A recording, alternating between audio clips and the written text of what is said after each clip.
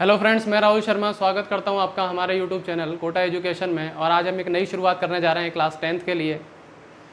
यहां पर मैं आपको क्लास 10th का पूरा सिलेबस कंप्लीट कराऊंगा, वो भी फ्री ऑफ कॉस्ट में। और आज मैं जो टॉपिक स्टार्ट करने वाला हूं वो है समांतर श्रेणी। मैं आपसे वादा करता हूं कि यहाँ पर मैं जो कुछ भी आपको पढ़ाऊँगा, पूरा सिलेबस जब मैं आपको कंप्लीट करवाऊँगा और ये चैप्टर खत्म होने के बाद शायद ही कोई स्टूडेंट ऐसा होगा जिसके मन में कोई भी ऐसा डाउट हो समांतर श्रेणी के किसी भी क्वेश्चन को लेकर के। ठीक है, तो आइए स्टार्ट कर लेते हैं समांतर श्रेणी। तो सबसे पहले बात करते हैं कि समांतर श्रेणी क्या होती है। तो देखिए, यहाँ पर अगर मैं आपको कुछ नंबर्स या इस तरीके से एक सिस्टमेटिकली फॉर्म में अरेंज करके देता हूँ या एक फिक्स ऑर्डर में अरेंज करके देता हूँ। यहाँ पर मैंने लिखा है A1, A2, A3, A4। ये कुछ इस प्रकार अरेंज किए हुए हैं, इस प्रकार एक फिक्स ऑर्डर में लिखे हुए हैं कि इनके बीच में यानी कि इनके जो दो क्रमागत पद आएंगे A1, A2, A2, A3, A3, A4, क्रमागत पदों के मध्य में अंतर हमेशा क्या बना रहेगा, समान बना रहेगा। यानी कि दो कॉन्जिक्यूटिव नंबर्स के बीच का जो डिफरेंस होगा वो इक्वल बना रहेगा। जैसे कि यहाँ पर A2 माइनस A1 आप कीजिए या A3 माइनस A2 कीजिए, A4 माइनस A3 कीजिए। यहाँ पर ये जो डिफरेंस होगा ये हमेशा क्या होगा, इक्वल होगा। तो ऐसी सीरीज़ को या ऐसे सीक्वेंस को हम क्या कहेंगे, समांतर श्रेणी कहेंगे। यानी कि A1, A2, A3, A4 ये जो एक श्रेणी मैंने यहाँ पर लिखी है, एक सीक्वेंस मैंने यहाँ पर लिखा है, ये सीक्वेंस कौन सा कहलाएगा, समांतर श्रेणी कहलाएगा। यहाँ पर इन पदों के बीच में जो डिफरेंस आता है, इन टर्म्स के बीच में जो डिफरेंस आता है, उस डिफरेंस को हम रिप्रेजेंट करते हैं D से, डिफरेंस D। और क्योंकि यहाँ पर ये जो डिफरेंस है ये इन टर्म्स के बीच में कॉमन है, इसलिए हम इसको कह देते हैं कॉमन डिफरेंस।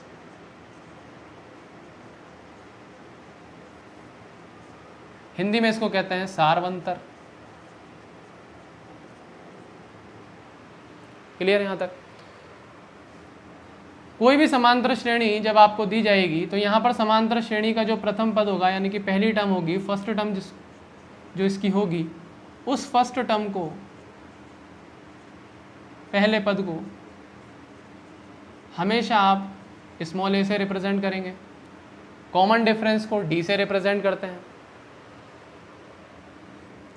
इसके बाद देख लेते हैं, जैसे मान लीजिए मैंने फॉर एग्जांपल आपको एक सीक्वेंस मैंने आपको दिया 2, 4, 6, 8, 10, 12, 14 और आपसे मैं क्वेश्चन पूछ रहा हूँ कि बताइए कि यहाँ पर ये जो सीक्वेंस मैंने यहाँ लिखा हुआ है, ये जो मैंने सीरीज़ यहाँ पर लिखी हुई है, क्या ये सीरीज़ समांतर श्रेणी अरिथमेटिक प्रोग्रेशन है या नहीं है। तो कैसे चेक करेंगे, तो हम देखते हैं, मान लेते हैं हम ये A1 है फर्स्ट टर्म, ये A2 second term, A3 third term, ये फोर्थ टर्म, ये फिफ्थ टर्म, ये 6 और ये 7th टर्म, ऐसे। तो अभी अभी मैंने आपको बताया कि फर्स्ट और सेकंड का डिफरेंस, सेकंड और थर्ड का डिफरेंस, थर्ड और फोर्थ का डिफरेंस, फोर्थ और फिफ्थ का डिफरेंस, फिफ्थ और सिक्स का डिफरेंस क्या होना चाहिए, इक्वल होना चाहिए। अगर किसी भी सीरीज़ में आपको ऐसा मिल जाता है, अगर डिफरेंस आपको सेम मिल जाए यहाँ पर, तो हम ये कह देंगे कि ये जो सीक्वेंस मैंने यहाँ पर लिखा हुआ है ये सीक्वेंस कैसा है, अरिथमेटिक प्रोग्रेशन है। तो चेक कर लेते हैं। मैंने देखा A2 माइनस A1 यानी कि 4 माइनस 2 जब मैंने किया तो मुझे यहाँ पर मिला 2। इसी तरीके से मैंने A3 माइनस A2 किया तो मुझे मिला कितना, 6 माइनस 4, ये मुझे मिला 2। फिर मैंने किया A4 माइनस A3 तो यहाँ पर मुझे मिलेगा 8 माइनस 6, ये 2। और इसी तरीके से ये आगे भी प्रोसेस चलता रहेगा। तो मैंने देखा कि यहाँ पर जो मैंने कॉन्जिक्यूटिव टर्म्स के बीच में डिफरेंस फाइंड किया तो वो डिफरेंस जो था वो हमेशा क्या आ रहा था, इक्वल आ रहा था, सेम आ रहा था। तो हम कह सकते हैं कि यहाँ पर ये जो मैंने सीरीज़ लिखी है ये सीरीज़ क्या है, एक अरिथमेटिक प्रोग्रेशन है, यानी कि समांतर श्रेणी है। नेक्स्ट एक और एग्जाम्पल ले लेते हैं। यहाँ मैंने लिया 7, 5, 3, 1, -1। इस तरीके से मैंने आपको एक सीक्वेंस और दिया है, यहाँ पर एक सीरीज़ और दी है। अब इस सीरीज़ को चेक कर लेते हैं कि क्या ये समांतर श्रेणी है या नहीं है। तो कैसे चेक करेंगे, ये हमारा पहला पद A1, A2, A3, A4, A5। अब यहाँ पर फिर वही A2 माइनस A1 करेंगे तो क्या आएगा, 5 minus 7 equal to -2। A3 minus A2 करेंगे तो क्या मिलेगा 3 माइनस 5 यानी कि -2। A4 माइनस A3 1 माइनस 3 करेंगे तो क्या मिलेगा -2। फिर A5 माइनस A4 इक्वल में -1 इक्वल टू हो गया आपका -2।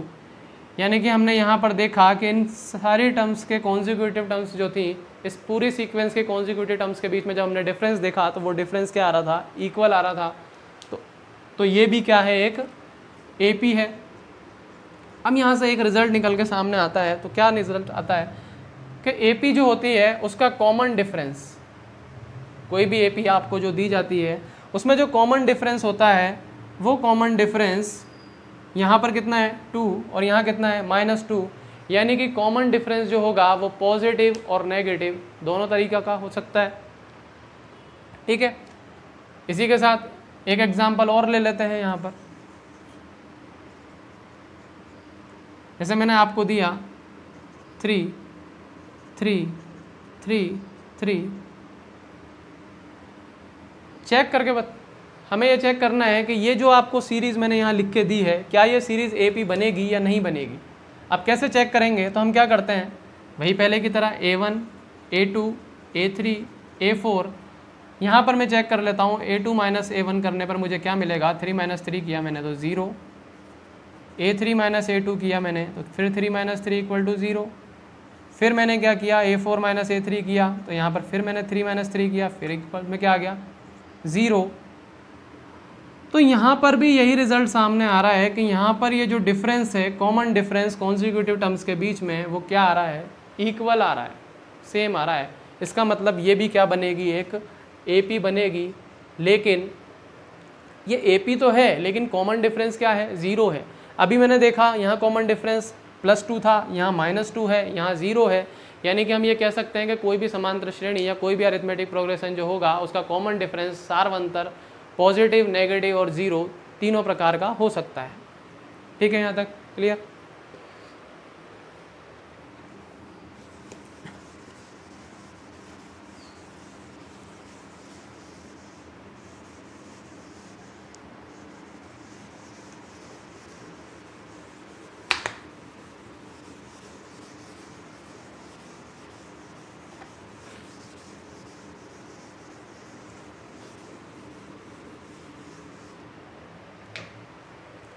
तो अब बात कर लेते हैं हम समांतर श्रेणी के व्यापक रूप या जनरल फॉर्म की।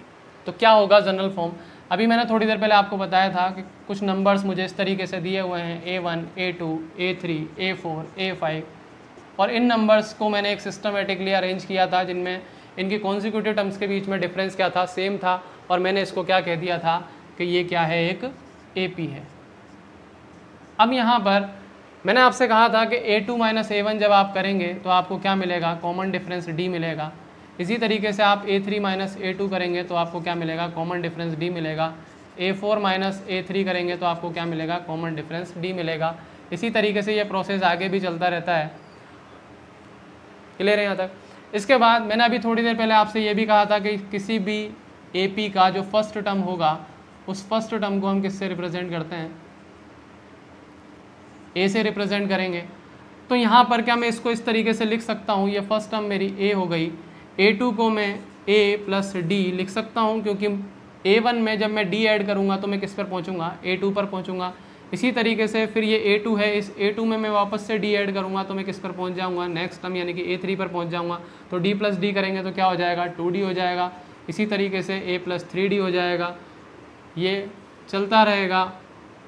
अब यहाँ पर अगर मान लीजिए कोई AP आपको दी जाती है और उस AP में nth टर्म है, तो यहाँ पर nth जो टर्म आएगी वो क्या बनेगी, तो देखना मैंने अभी यहाँ पर देखा जो फर्स्ट टर्म था उसमें A प्लस D नहीं है, यानी कि 0D है। A प्लस D यहाँ पर 1 है, A प्लस 2D यहाँ पर A प्लस 3D, यह आपकी फर्स्ट टर्म थी, यह आपकी सेकेंड टर्म है, यह आपकी थर्ड टर्म है, यह आपकी फोर्थ टर्म है। यानी कि आप एक रिजल्ट निकाल सकते हो कि जैसे जैसे हम टर्म्स को आगे बढ़ा रहे हैं, फोर्थ टर्म है तो A के साथ में 3D आ रहा है, थर्ड टर्म है तो A के साथ में 2D आ रहा है। तो इसी तरीके से nth टर्म में क्या आएगा, A प्लस n माइनस 1 और साथ में क्या डी आएगा, क्यों आएगा, यह है आपकी nth टर्म। क्लियर? यानी कि हम ये कह सकते हैं कि कोई भी समांतर श्रेणी, कोई भी अरिथमेटिक प्रोग्रेशन अगर आपको दिया जाता है और आपसे कहा जाए कि उसकी nth टर्म फाइंड कीजिए, तो आप क्या कर सकते हैं, इस फॉर्मूले का यूज़ कर सकते हैं, a + n-1 इंटू में d, और जिस तरीके से यहाँ पर फर्स्ट टर्म को मैं a1 कहता हूँ, सेकंड को a3 कहता हूँ, इसको a4, सेकंड को a2 कहता हूँ, थर्ड को a3, फोर्थ को a4, इसी तरीके से इसको हम क्या बोल देंगे, an बोल देंगे। यानी कि ये किसके इक्वल है, an के इक्वल है। यानी कि मैं कह सकता हूँ nth टर्म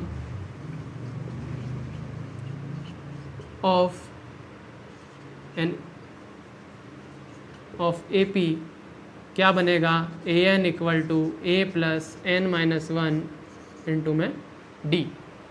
और ये जो था ये आपका क्या था, स्टैंडर्ड फॉर्म था, स्टैंडर्ड फॉर्म ऑफ AP, यानी कि ये आपका क्या था, व्यापक रूप था किसका, समांतर श्रेणी का।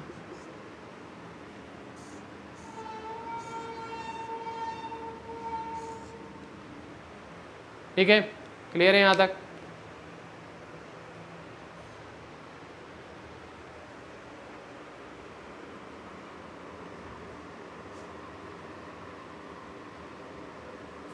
तो अब स्टार्ट करते हैं एक्सरसाइज 5.1।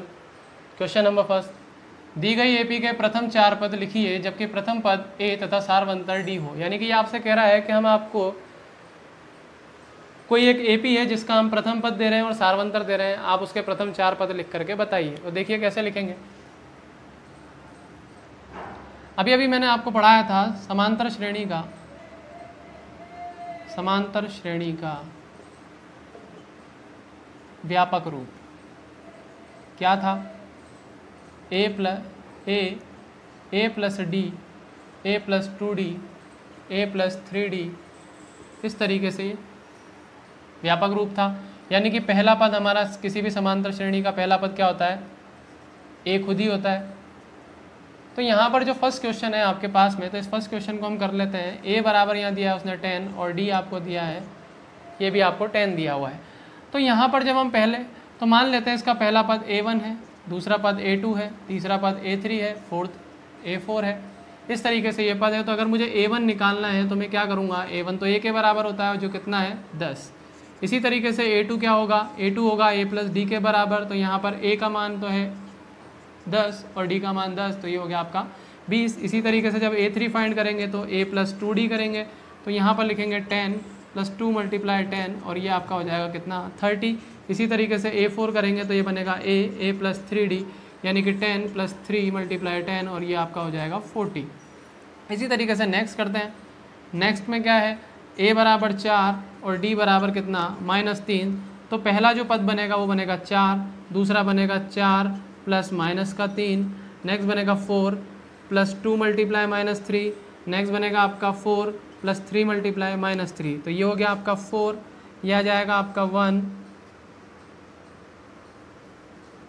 4 1, यहाँ से ये हो जाएगा -6 और 4 -2, ये हो जाएगा -9 और 4 को जब आप लेंगे तो -9 और 4 आप सॉल्व करेंगे तो कितना आएगा -5।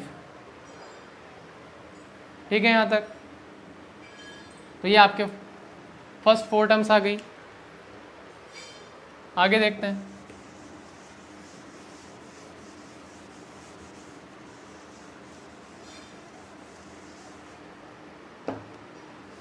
अगला है क्वेश्चन नंबर 3। यहाँ दिया है उसने a = 1 - 1.25, d = -0.25। तो फर्स्ट टर्म जब फाइंड करेंगे तो फर्स्ट टर्म है a, दूसरी a + d, third a + 2d, fourth a + 3d। Solve करते हैं, वैल्यू पुट करते हैं इसमें 1.25 -1.25 plus minus of 0.25, next minus का 1.25, इसके साथ प्लस 2 मल्टीप्लाई माइनस में 0.25, अगला माइनस का 1.25 plus 3 multiply minus of 0.25। Solve करेंगे तो क्या आएगा, माइनस का 1.25, नेक्स्ट आएगा आपका ये हो जाएगा 0.25, minus minus minus plus minus हो जाएगा और इसके साथ ये बनाएगा आपका 1.50। यहाँ से आपका बनेगा 1.50 माइनस का 1.75 और ये आपका हो जाएगा -2। नेक्स्ट देख लेते हैं। नेक्स्ट क्या है आपका a equal to -2 and d equal to कितना 0। सॉल्व करेंगे a plus d, a plus 2d and a plus 3d। तो यहाँ पर ये बनेगा आपका -2 plus 0, -2 plus 2 multiply 0, -2 plus 3 multiply 0। Solve करेंगे -2 -2 -2 -2। क्लियर है। अब देखते हैं क्वेश्चन नंबर 3।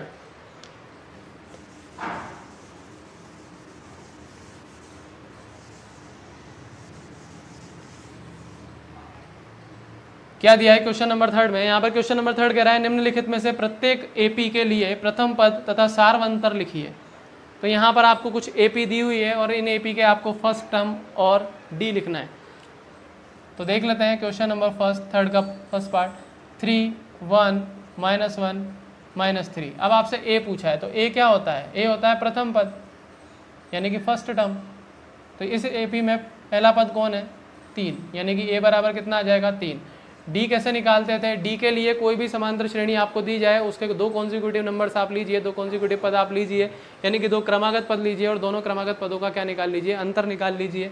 तो यहाँ पर मैंने ले लिया a2 - a1। यहाँ पर a2 कितना है 1 है और a1 कितना है 3 है। सॉल्व करेंगे क्या आ जाएगा 2 आ जाएगा, यानी कि डी की वैल्यू 2 और a की वैल्यू 3। नेक्स्ट करते हैं -5 -1 3 7।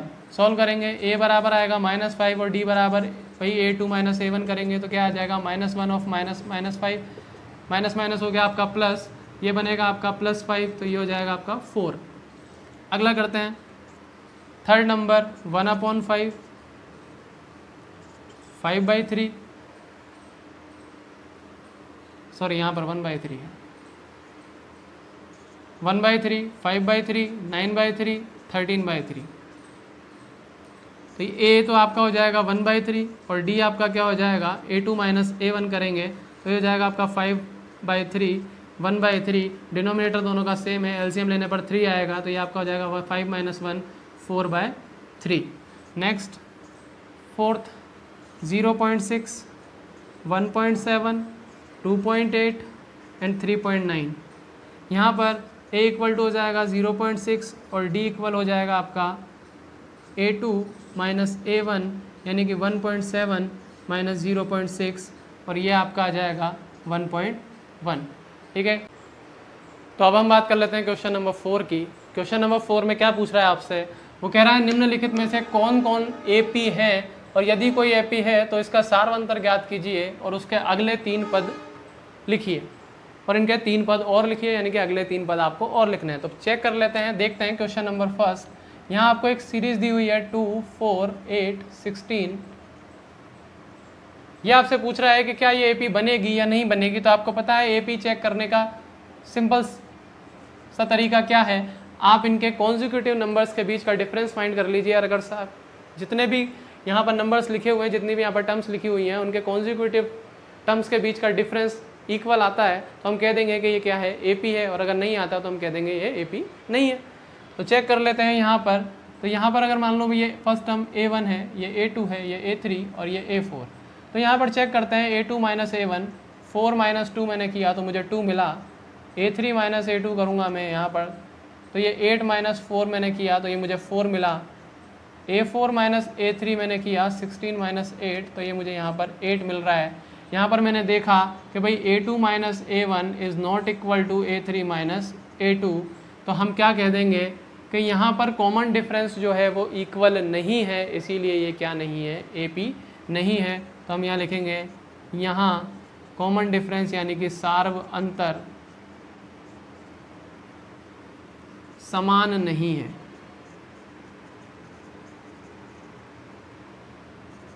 अतः यह एपी नहीं है। सेकंड क्वेश्चन करते हैं। सेकंड में क्या बोल रहा है आपको, उसने दिया -1.2 -3.2 -5.2 -7.2। चेक कर लेते हैं।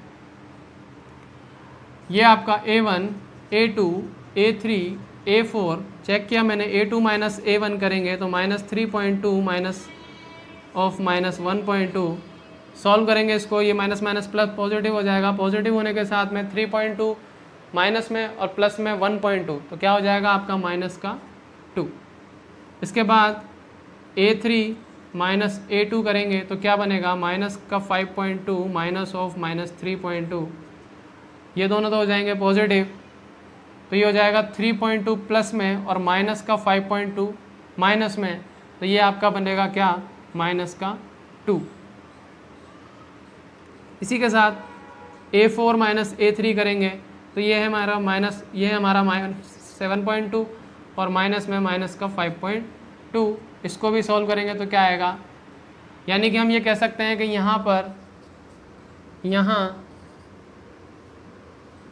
सार्वंतर यानी कि कॉमन डिफरेंस D क्या है, समान है, अतः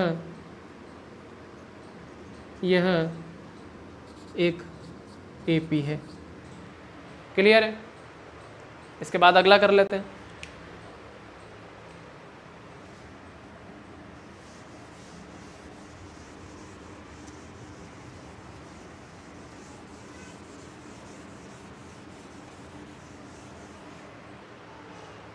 तो देखिएगा, इसके बाद करते हैं नेक्स्ट, थर्ड नंबर 2, 5/2, 3, 7/2। यहाँ पर मैंने लिया A2 minus A1 equal to 5/2 minus 2, 5/2 यानी कि होता है 2.5, तो ये हो जाएगा आपका 0.5, या आप लिख सकते हैं 1/2। नेक्स्ट आपका A3 माइनस A2, 3 माइनस 5/2, ये होता है आपका 2.5 और ये 3, तो ये आपका आ गया 1.5 यानी कि 0.5 यानी कि हाफ। तो ये आपका A4 माइनस A3 अपन करेंगे तो यहाँ पर करेंगे 7 माइनस 2 माइनस 3, 7 माइनस 2 का मतलब होता है 3.5, 3.5 में से 3 सब्ट्रैक्ट करेंगे तो क्या बनेगा अपने पास में 0.5, जिसको अपन क्या लिख सकते हैं 1/2। तो मैंने यहाँ पर देखा कि कॉमन डिफरेंस जो है वो क्या है, सेम है, तो यहाँ पर भी वही लाइन लिखनी है, यहाँ सार्वंतर D समान है, अतः यह एक AP है। क्लियर है? इसी के साथ क्वेश्चन नंबर 4 को कर लेते हैं। क्वेश्चन नंबर 4 में क्या दिया है, उसने कहा आपसे -10, -6, -2, 2, तो यहाँ करेंगे हम A2 माइनस A1 यानी कि -6 ऑफ -10, तो ये हो गया माइनस माइनस प्लस प्लस 10, ये आपका आ जाएगा 4। A3 माइनस A2 करेंगे तो क्या बनेगा, -2 ऑफ -6, माइनस माइनस हो जाएगा प्लस, तो प्लस का 6 और माइनस का 2 प्लस 4। A4 माइनस A3 करेंगे तो क्या बनेगा, 2 minus of -2, minus minus plus, ये आ गया आपका 4। यहाँ भी यही लाइन लिखनी है, सार्वंतर समान है, अतः यह क्या है, एक AP है। क्लियर है? तो बात कर लेते हैं नेक्स्ट क्वेश्चन, क्वेश्चन नंबर 5 की। तो क्वेश्चन नंबर 5 क्या कह रहा है, क्वेश्चन नंबर 5 में दिया हुआ है 3 प्लस √2, 3 प्लस 2 √2, 3 प्लस 3 √2। अब यहाँ पर क्या करेंगे, A2 minus A1 equal 3 plus √2 minus 3, 3 से 3 कैंसिल हो जाएगा, क्या बचेगा, √2। नेक्स्ट करेंगे A3 minus A2 equal A3 3 √2, 2 √2 minus of 3 plus √2। इसको जब सब्ट्रैक्ट करेंगे तो ये माइनस अंदर जाएगा तो ये बनाएगा 3 √2 माइनस ऑफ 3 माइनस √2, इससे ये कैंसिल हो जाएगा, इन दोनों में √2 कॉमन है, कॉमन ले लिया, 2 - 1 बचेगा और यहाँ से 2 - 1 मतलब 1, यानी कि हो गया आपका √2। नेक्स्ट A4 माइनस A3 करेंगे तो यहाँ पर आएगा 3 plus 3 √2 minus of 3 plus 2 √2। Same इसी तरीके से -3 हो जाएगा, -3 प्लस 3 से कैंसिल होगा, इन दोनों में √2 कॉमन आएगा, वो √2 मैंने कॉमन ले लिया।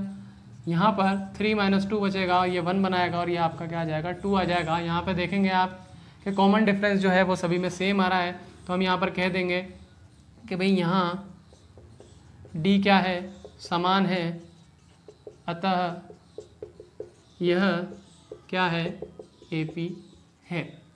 इसके बाद नेक्स्ट क्वेश्चन है क्वेश्चन नंबर 6। क्वेश्चन नंबर 6 में दिया है आपको 0, -4, -8, -12, यहाँ पर A2 माइनस A1 करेंगे तो क्या आएगा -4 minus 0 equal to -4। A3 minus A2 करेंगे तो आएगा -8 ऑफ -4। ये माइनस माइनस आपका प्लस हो जाएगा, -8 + 4 और ये हो जाएगा आपका -4। नेक्स्ट करेंगे A4 minus A3 equal to -12 minus of -8, ये हो जाएगा माइनस माइनस प्लस, -12 + 8 -4। तो हम कह देंगे कि भाई यहाँ पर भी कॉमन डिफरेंस सेम है, अतः ये क्या है, एक AP है। नेक्स्ट बात कर लेते हैं क्वेश्चन नंबर 7 की। क्वेश्चन नंबर 7 में आपको दिया है 0.2, 0.22, 0.222 इस तरीके से। यहाँ पर A2 माइनस A1 करेंगे तो हम अपने पास आएगा 0.22 माइनस 0.2। सॉल्व करेंगे इसको तो ये बनेगा 0.02। नेक्स्ट करेंगे A3 माइनस A2, यहाँ पर आएगा 0.222 माइनस ऑफ 0.22। सॉल्व करेंगे तो ये बनेगा 0.002। यहाँ आप देखेंगे कि ये दोनों सेम नहीं है, और सेम नहीं है तो हम यहाँ पर लिख देंगे यहाँ D क्या नहीं है, समान नहीं है, यानी कि सार्वंतर समान नहीं है, और सार्वंतर समान नहीं है तो ये क्या नहीं है, अतः यह एक AP नहीं है।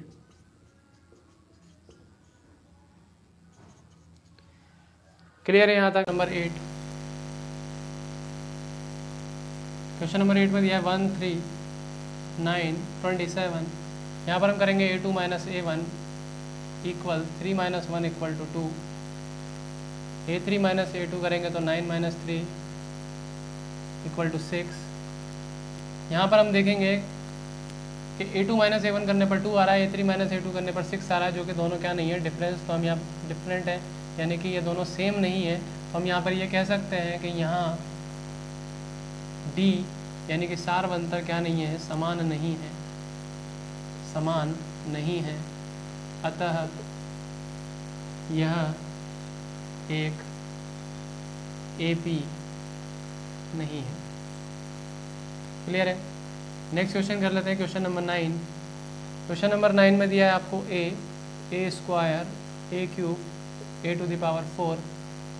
सॉल्व करते हैं इसको तो यहाँ पर A2 माइनस A1 जब अपन करेंगे तो ये आएगा A स्क्वायर माइनस A, यानी कि A कॉमन आप लेंगे तो A minus 1। A3 minus A2 करेंगे तो ये आएगा A³ माइनस A स्क्वायर, दोनों में से A स्क्वायर कॉमन लेंगे तो आएगा A माइनस 1। यहाँ पर आप देखेंगे A माइनस 1 सेम है, लेकिन यहाँ पर A है और यहाँ A स्क्वायर है, यानी कि ये दोनों भी क्या नहीं है, इक्वल नहीं है। तो यहाँ पर भी यही बात सेम लाइन वापस से लिखनी है, यहाँ D क्या नहीं है, समान नहीं है, और ये क्या नहीं है, एक AP नहीं है। नेक्स्ट बात करते हैं क्वेश्चन नंबर 10 की। तो क्वेश्चन नंबर 10 में आपको दिया हुआ है 1 स्क्वायर 3 स्क्वायर 5 स्क्वायर 7 स्क्वायर इस तरीके से। तो यहाँ पर हम देखेंगे कि भाई A2 माइनस A1 यानी कि 3 स्क्वायर माइनस 1 स्क्वायर जब आप करेंगे तो ये तो होता है 9, और ये हो गया 1, और ये आपका आ जाएगा 8। इसी तरीके से A3 माइनस A2 करेंगे तो यहाँ पर होगा 5 स्क्वायर माइनस 3 स्क्वायर, 5 स्क्वायर होता है 25 और ये होता है 9, ये हो गया 16। यहाँ पर ही डिफरेंस सेम नहीं आ रहा तो नेक्स्ट हम में चेक करने की ज़रूरत नहीं है। यहाँ पर हम लिखेंगे वापस से कि यहाँ क्या नहीं है, कॉमन डिफरेंस सेम नहीं है, अतः ये क्या नहीं है, एक AP नहीं है। क्लियर है यहाँ तक। तो ये था आपका समांतर श्रेणी का लेक्चर नंबर 1, जिसमें हमने पढ़ी एक्सरसाइज 5.1। इसके बाद नेक्स्ट एक्सरसाइज 5.2 हम अपनी पढ़ेंगे अपनी नेक्स्ट वीडियो में। तो उम्मीद करता हूँ कि आज का सेशन यानी कि आज की वीडियो आपको अच्छी लगी होगी। अगर आपको वीडियो अच्छी लगी है तो वीडियो को लाइक करें, ज़्यादा से ज़्यादा शेयर करें, और अभी तक आपने अगर हमारे चैनल को सब्सक्राइब नहीं किया है तो चैनल को सब्सक्राइब कर लें, जिससे कि मैं आपके लिए ऐसी मज़ेदार वीडियो लेकर के आता रहूँ। इसी के साथ मिलते हैं अपनी नेक्स्ट वीडियो में। नमस्कार।